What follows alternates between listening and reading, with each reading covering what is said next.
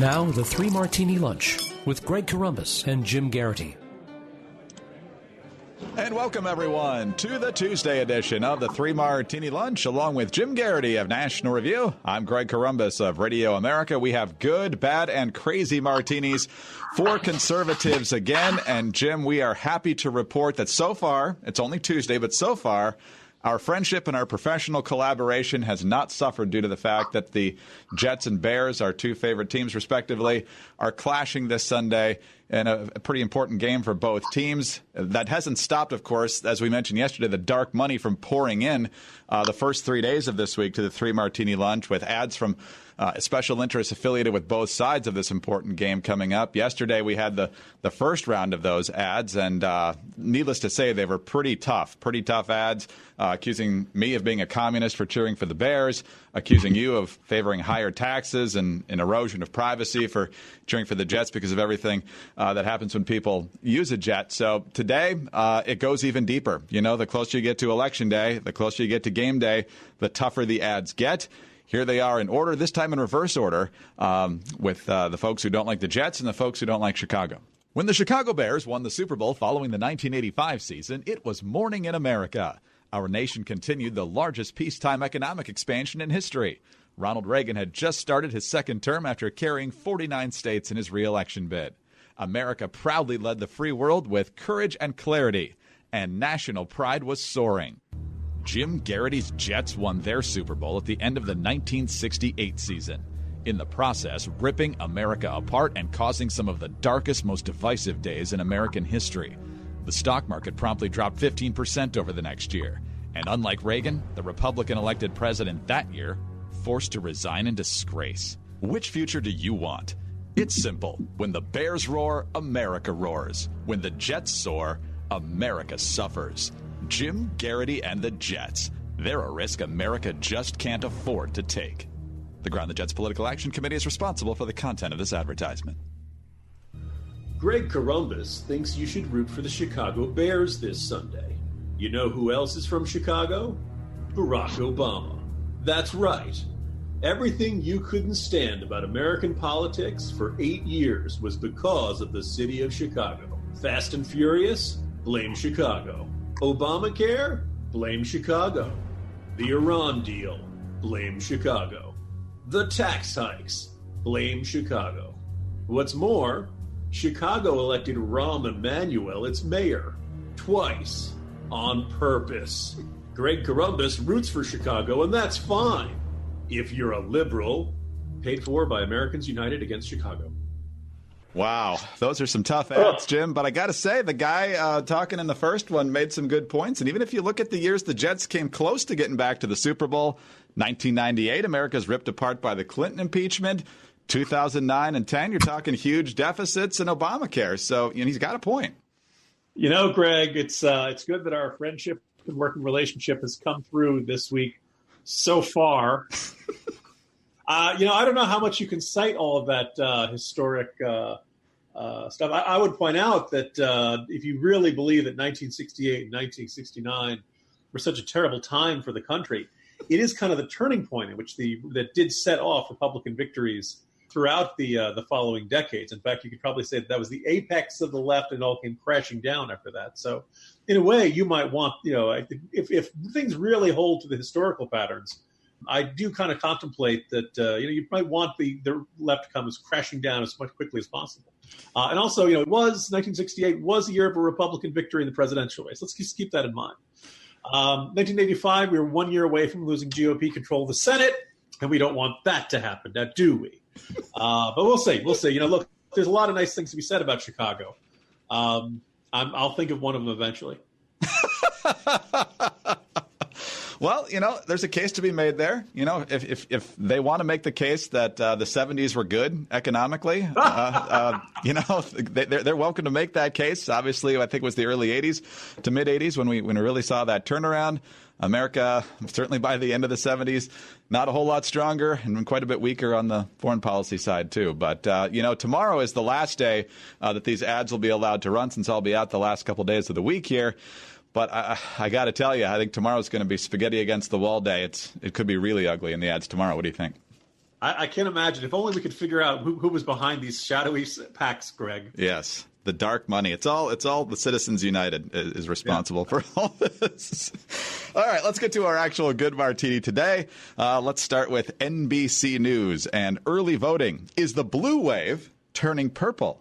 Republican-affiliated voters have outpaced Democratic-affiliated voters in early voting in 7 closely watched states, according to the data provided by TargetSmart and independently analyzed by the NBC News Data Analytics Lab.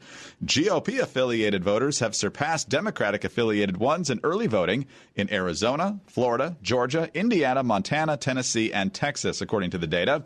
Only in Nevada have Democratic-affiliated voters exceeded Republican-affiliated voters so far in early voting. Key Senate races are underway in 7 of those 8 states and will prove pivotal in determining which party controls the chamber. And if you look at some of these gaps here, Jim, it's kind of lopsided. And obviously, we got a long way to go, even in early voting, and certainly who's going to show up on Election Day. And all you really know is the party affiliation of the people showing up, but it's still an indication. Over in Arizona, the Republican turnout, 44% of early voters, Democrats 33%. In Florida, it's a 44 to 38% edge for the GOP. In Indiana, it's 51-39. In Montana, 46 to 29. There's a lot of independents there. In Tennessee, it's 63 to 30, and in Texas, 53 to 43. So, again, we don't know exactly what this is going to mean, if everybody's going to follow how they're registered. But if you're looking for early indications of voter enthusiasm, Republicans are doing much better than we would have thought just a short time ago. I wrote a little bit about this in the corner yesterday. I don't want to overstate this. I don't want everyone to say, oh, it's great, Republicans are going to win these races. The couple things to keep in perspective. The first thing is, obviously, we don't know how many people are going to vote on Election Day. So we don't know whether this is indicating, oh, Republicans are really fired up this year and they're going to come out to vote in these states. It could very well be that the case, or it could just be that these are people who were going to vote on Election Day ordinarily and felt like doing it early this year. Each year, the percentage of the vote that is cast early goes up a few percentage points. This counts in-person voting, this counts absentee ballots, and this counts vote by mail, which is how they do it in Colorado and Oregon and I believe Washington State as well. If the historical pattern keeps up, you'd expect it to be around 45% this year. And you'd basically, so that's when you see these headlines saying, oh my goodness, early vote is up. Well, that's kind of what you would expect based on the historical pattern. It doesn't necessarily mean that one party or the other has the advantage. You summarized it well, Greg, that if you're a registered Democrat, the chances are good you're going to vote for a Democrat. If you're a registered Republican, the chances are good you're going to vote for a Republican. And the independents and non-affiliated usually split. It's not perfectly even, but usually there's not a huge advantage one way or the other. Obviously, there could always be a change in that. All of that having been said, if I'm a Republican, I'd rather have more Republicans voting early than Democrats, if for no other reason than this kind of lightens the load for my get out the vote operation on Election Day, because I already know that, X percent of the voters on my list have already gone out and either voted early, filled out a absentee ballot, or I guess if you're in a state like Colorado or Washington or Oregon, you just knock on doors and figure out, hey, have you turned in your ballot by mail yet? And you just check them off the list. So all other things being equal, you'd rather be ahead. And generally the numbers look good. Now, I'm not 100, NBC is using a little bit of guesswork. I think obviously party registration is a pretty good indicator of which way you're going to vote. The number in Tennessee was really kind of eye-opening too. There's a really big Republican advantage there. But let's point out that one of the things that had made Bredesen a strong candidate was because he had been governor back during, Greg, what was it, the Mesozoic era, when dinosaurs. Point is that he was a Democratic governor a long time ago, and a whole bunch of folks in Tennessee who are kind of conservative or Republican-leaning still have fond memories of him. He's a better than usual Democrat for that state, which is why people thought he had a decent shot here. I think, obviously, Blackburn still is a favorite. It's going to be a hard-fought one.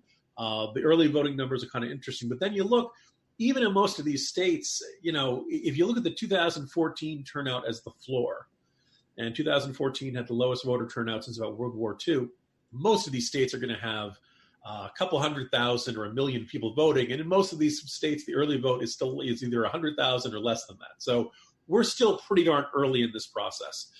Come back to me in early November. We may have higher votes. I think yesterday the total was 5 million. And usually goes up a couple 100,000, each day after this point. So Keep an eye on it. It's something kind of interesting. It's one indicator that indicates some nice level of enthusiasm on the Republican side so far. Nobody should be patting themselves on the back or saying this race is over yet. It's just a good, mildly encouraging indicator for Republicans so far in the cycle. Yeah, Republicans seem interested and motivated. Two other states here, Republicans have a 52-43 edge by party affiliation in Georgia, but they're down 45-38 in Nevada. But the question, Jim, is also, is early voting a good idea? And I asked this question in a number of ways, because if you looked at the early voting totals from 2016, when a lot of folks got out there perhaps before Jim Comey briefly reopened and then reclosed the Hillary Clinton email investigation, Hillary Clinton dominated in a lot of different states. But once folks actually got around to Election Day in November, a lot of them had a very different idea. And that's eventually how we ended up with President Donald Trump. There's also probably an argument to be made that there's more opportunity for chicanery when you leave the voting open for weeks instead of one day. So what do you think? From a conservative perspective, is early voting a good idea or a bad idea? I would say for a lot of years, I thought it was not a good idea because you just, a possibility of some sort of late-breaking story or some sort of interesting, new bit of information, and people have already cast their ballots, and, you can't go to the polling place and say, hey, can I have my ballot back? I changed my mind. Once you cast your ballot, it's official, it's done, and it's in there and it counts. And people say, Jim, what are the odds of that happening? It's not like, the FBI is going to suddenly announce they've reopened a case about a presidential candidate or something like that, like 11 days before the election. What are the odds of that, Greg? That happened in 2016. So my fear is one of these years it's going to find out, oh, my goodness, he did that with a cow. That sort of thing would happen 2 or 3 days before the election, and everybody who voted for somebody be like, oh, I don't want to vote for that guy. Can I undo my vote? And the answer is no. But having said that, there have been a bunch of years where I have voted early. Way back when I was doing election night coverage for the Blaze. They were down in Dallas. I had to fly out either that day or the day before, and I wasn't going to be around on election day, so I voted absentee. My attitude would be, if you have the option of early, whether or not you think early voting is a good idea, if you have the option in your jurisdiction, you probably should think about it, because you never know what's going to happen on election day. You never know if your car is going to break down, or weather could be bad. We had an ice storm that hit during the Democratic primary in Virginia in 2008. Hit around midday. Some people said they couldn't vote late in the day. If you believe you have a civic obligation to vote, and I think you should, yes, you have that obligation. You also should try to learn about the candidates. Try to learn about those local candidates, look at the ballot ahead of time, figure out who these people are. Don't vote because you recognize the name from somewhere. Greg, at some point, some really good axe murderer is going to run a bunch of ads, and people will elect the axe murderer to local school board because nobody pays attention to local elections. This is how, what's his name? Alvin Green ended up becoming the Democratic nominee for Senate a couple cycles back. People felt like they kind of recognized I remember Al Green. Didn't he used to live next door to us? So, yes, you should vote. You should know about the candidates. And if you have the option of voting early, I would do it. I do think that, 46 days before Election Day, which is, I believe, what the law is up in Minnesota, strikes me as ridiculous. And I kind of feel like we need I'm fine with early voting. I would prefer a more limited window. I'm not sure election month is such a good idea. All right, let's move on to our bad martini now. And this is from the Washington Post, who's actually calling the Democrats out on this. Democrats are struggling to respond to President Donald Trump and his Republican allies, who are casting the caravan of thousands of migrants headed toward the U.S. border as a failure of Democrats to help enact immigration policy in the GOP-controlled Congress. Some Democrats said Trump is vulnerable to a counterattack on his core campaign issue, given that his policies failed to reduce the number of unauthorized immigrants. Yet, party leaders and Democratic candidates have largely been silent ahead of the midterm elections, refusing to engage with Trump. Marsha Blackburn, the Republican in the pivotal Tennessee Senate race, issued a statement Monday on the, quote, illegal alien mob headed to the border. Quote, it's not surprising that he's silent, meaning Phil Bredesen, as thousands of people try to make their way into our country illegally. A Bredesen spokeswoman accused Blackburn of, quote, disgusting fear-mongering and said he was focused on, get ready for this, Jim, common sense solutions. Senate Minority Leader Chuck Schumer and House Minority Leader Nancy Pelosi issued a statement over the weekend saying Trump was, quote, desperate to change the subject from health care to immigration because he knows that health care is the number one issue Americans care about. Jeff Guerin, a Democratic pollster who has regularly conducted surveys in competitive Senate races, said his party's candidates ought to stay focused on health care and not let Republicans dictate the terms of the midterm debate in the final weeks. Quote, if they're moving to immigration, it suggests to me that their post-Kavanaugh effort is running out of steam. So, Jim, it's not exactly the Republicans conjuring up this issue. There are thousands of people making their way through Central America trying to get to the southern border. And the Democrats are apparently saying, look over here, pre-existing conditions. Yeah, look, here's the thing. First of all, we're a country that can walk and chew gum at the same time. People can have more than one priority. And if Democrats want to talk about health care, fine, we can talk about that. We can talk about the Republicans repealing the mandate, the individual mandate from Obamacare, and how people support that. But it's not like that makes the caravan not stop coming. It's not like this is the ostrich approach. This is burying your head in the sand. This is not wanting to pay attention to it. And I really would love to hear Democrats lay out what they think should be done about the caravan, because my suspicion is if you polled Democrats, I don't think necessarily a majority, but I think a loud minority, maybe a plurality, would say, we really we shouldn't stop them. That they have a right to come here. They want to live the American dream. Hooray for them. Their countries are violent. We should welcome them with open arms, et cetera, et cetera. And what they really are. I mean, people say, open borders is this sneer or this slur, but no, really, that's open borders. So I'd really love to hear Democrats say, we should not allow them to come. We should be prepared for them to come to the border. We should not allow them over the border. And if they do cross the border, we should deport them. And my suspicion is a lot of Democrats don't want to say that. They don't want to say that because it seems mean. They don't want to say that because it feels like it's too close to all that xenophobic stuff that they hear from all those crazy right-wingers and stuff. And it's no, guys, I can welcome immigrants, legal immigrants, and tell people you need to get in line. You need to fill out all the proper paperwork. You need to go through the background check. Yeah, there's going to be a wait. That can really stink. I'm sorry to hear that. I'm sorry to be the one to give you that bad news. But you know what? We decide who comes into this country. You don't. You don't get to be an American just by showing up. I believe it was Woody Allen who said 80% of life is showing up, and that may or may not apply to folks like Tina Smith, the Minnesota senator, who doesn't show up for debates. But, just showing up saying, hey, I'm an American is not how our citizenship process works. So I would like Democrats to discuss about this. And if they think, look, we need a secure border, these people can't be allowed in, fine, please come out and say so. That would suggest that there's actually a bigger and broader bipartisan agreement about this sort of thing than I think, that the loud and angry debate might indicate. But if they really do believe, no, actually, we shouldn't, I think the refusal to talk about this in any level of detail indicates that they're not really being honest with the country, that deep down they do believe these people should be allowed to stay here, but they don't want to say it one way or the other. You had an interesting point on Twitter yesterday as well, because you've got these thousands of people from Honduras who are going through Guatemala and through Mexico because for some reason they can't stop there. But while they're making this march, they're waving these gigantic Honduran flags. So this country hates us. It's impossible to live here any longer. It's completely intolerable. But we're waving Honduran flags as we make our way to the United States. Yeah, and I put out that question knowing I was going to get 1,000,001 furious responses. But one, I genuinely had not seen this in any of the coverage of the Caravan, and I wanted to hear it from the people in the Caravan themselves. I think, you and I would point out, it seems a little contradictory. I don't doubt that people who came over from Italy or Ireland or Greece or Central Europe during, the classic era of Ellis Island, maybe they had the flag of their old country somewhere in their suitcases somewhere, but generally they didn't wave it as they were going through Ellis Island.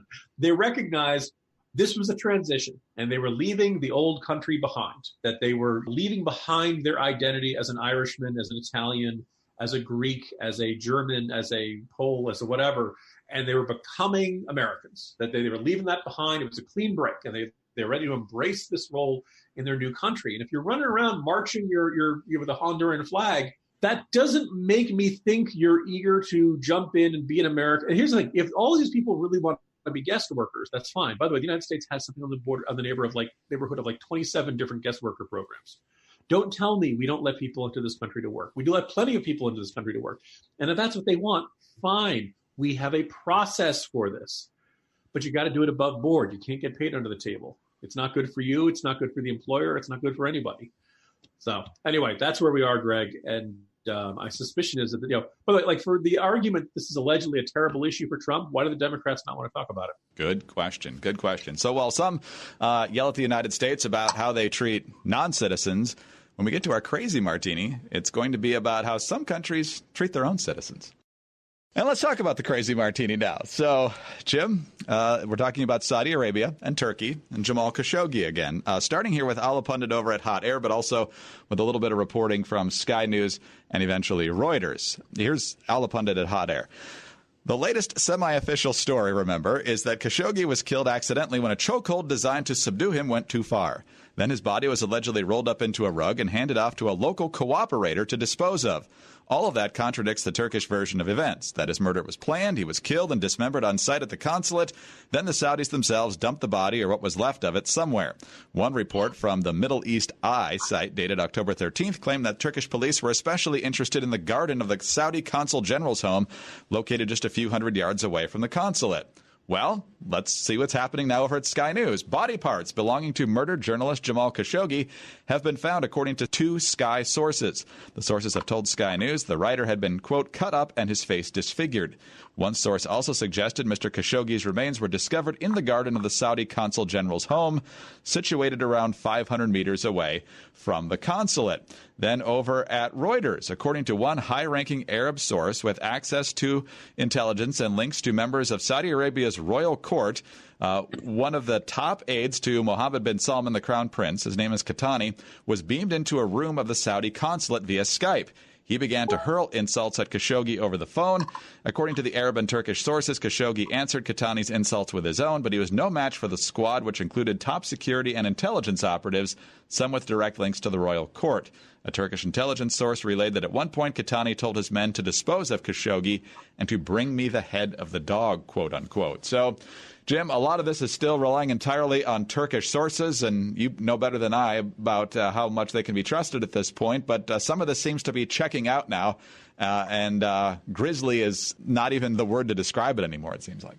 Yeah, there are 2 things that are driving me crazy about this story, Greg. The first is, it's bad that the Saudis did it. I'm not going to say the cover-up is worse than the crime. I don't think that applies because in this case, the crime is really, really heinous. Having said that, once the Saudis did this and they realized that the cover-up story was not going to work, oh, he mysteriously disappeared, we don't know what happened to him, they should have realized that wasn't going to fly pretty quickly. I don't know if there was I don't think it's doing them any good to put this, what they used to call the Nixon days, the modified limited hangout. Look, it was a fist fight. It got out of control. Some guy brought a bone saw for some reason. We don't know why. All this kind of BS explanation that kind of sort of acknowledges what happened, but didn't. The other thing, which was just flat out bizarre and creepy, is that, Jamal Khashoggi's son, Salah, was summoned to the royal court in Riyadh and apparently had to give the crown prince a handshake. It was all done in front of cameras. It's been floating around on Twitter today. Greg, if there was ever a moment where you expect somebody to go off on, my name is Inigo Montoya, you killed my father, prepare to die, this is it. And this poor guy, he looks terrified. That's adding insult to injury. I'm going to kill your father, and then I'm going to summon you to the royal palace where you and I are going to have a handshake, as if we're hey, this stuff happens, no hard feelings. There's just this creepy tone deafness to the Saudi kingdom right now that I think is exacerbating all of the problems and makes it tougher and tougher for the U.S. to salvage the U.S.-Saudi relationship. For a bunch of guys who believe that this is a mutual working relationship, Saudi Arabia, you guys got to give us something to work with here. You're not helping yourself day by day. This seems to get worse each day. Yeah, no doubt about it. And hopefully the Turks will actually share what intelligence they have. They've been pretty stingy with that so far. Erdogan is certainly looking to make as much hay with this as he can. But as we've said a number of times here, this is just ugly, ugly, ugly in a number of ways. And as evidence rolls in, President Trump will have to make some pretty tough calls here. So, Jim, on that disgusting note, we'll call it a day, and we'll be back tomorrow. Talk to you then. See you tomorrow, Greg. Jim Geraghty of National Review. I'm Greg Corombos of Radio America. Thanks for being with us today. And be sure to tune in again on Wednesday for the next 3 Martini Lunch.